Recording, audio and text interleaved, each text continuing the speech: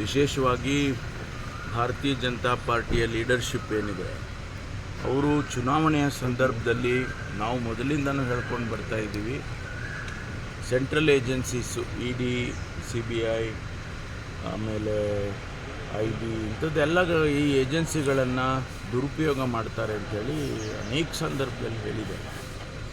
ಇದು election bonds ಕೊಡ್ತಕ್ಕಂಥ ಸಂದರ್ಭದಲ್ಲಿಯೂ ಕೂಡ ಅನೇಕ ಇಡೀ ದೇಶದಲ್ಲಿ ಅದಕ್ಕೆ ಪ್ರತಿಕ್ರಿಯೆ ಆಗಿದೆ.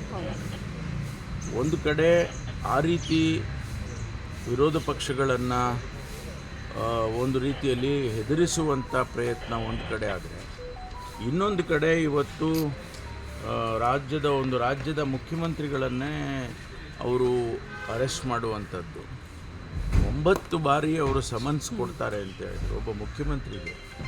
ಎಂಥ ಪ್ರಜಾಪ್ರಭುತ್ವದಲ್ಲಿ ನಾವಿದ್ದೇವೆ? ಒಂದು ವೇಳೆ ಅವರು ತಪ್ಪು ಮಾಡಿದರೆ ಅವರಿಗೆ ಶಿಕ್ಷೆ ಮಾಡೋದಕ್ಕೆ ಯಾರೂ ಕೂಡ ಬೇಡ ಅಂತ ಹೇಳೋದಿಲ್ಲ. ಅದಕ್ಕೆ ವಿಧವಾದಂಥ ವಿಚಾರಗಳು ಇರ್ತಾವೆ. ಚುನಾವಣೆ ಸಂದರ್ಭದಲ್ಲಿ ಈ ರೀತಿ ಮಾಡ್ತಕ್ಕಂಥದ್ದು ವಿರೋಧ ಪಕ್ಷಗಳನ್ನು ಹತ್ತಿಕ್ಕುವಂಥ ಕೆಲಸ ಮಾಡ್ತಾರೆ ಅನ್ನೋದು ಸ್ಪಷ್ಟವಾಗಿ ಇವತ್ತು ಕಾಣ್ತಾ ಇದೆ. ಯಾಕೆಂದರೆ ಇವರು ಚುನಾವಣೆಯನ್ನು ನಾವು ಮೊದಲೇ ಹೇಳಿದ್ದೀವಿ, ಎಲೆಕ್ಷನ್ ಕಮಿಷನ್ಗಳಿಗೆ ಅವರಿಗೂ ಕೂಡ ತಿಳಿಸಿದ್ದೇವೆ, ಲೆವೆಲ್ ಪ್ಲೇಯಿಂಗ್ ಫೀಲ್ಡ್ ಮಾಡಿಕೊಡಿ.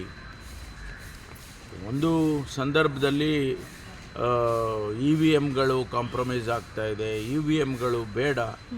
ಪ್ರಪಂಚದಲ್ಲಿ ಅನೇಕ ರಾಷ್ಟ್ರಗಳಲ್ಲಿ ಎಲ್ಲೂ ಕೂಡ ದೊಡ್ಡ ರಾಷ್ಟ್ರಗಳಲ್ಲಿ ಚುನಾವಣೆಗಳಲ್ಲಿ EVM ಬಳಸೋದಿಲ್ಲ.